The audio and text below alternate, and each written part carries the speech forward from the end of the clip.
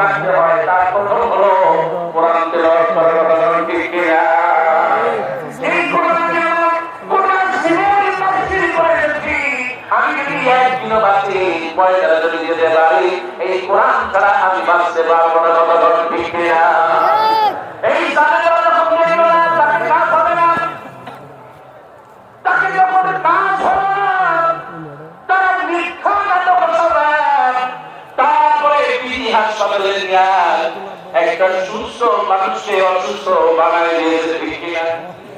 একটা সুস্থ মানুষকে অসুস্থ বানায় আর একদিকে চিন্তা করেন নিঃশ্বাস করেন কেন বসে থাকতে পারে না, হাসতে পারে না, এমনকি তাদের মধ্যে একটা হাসি দিয়ে প্রমাণ করলেন কোরআনের পাখি সুস্থ তাকে পরিকল্পিতভাবে হত্যা করা হয়েছে ঠিক কিনা? এই দুনিয়া থেকে তাদের প্রস্তাবে রাজি না হবে তাকে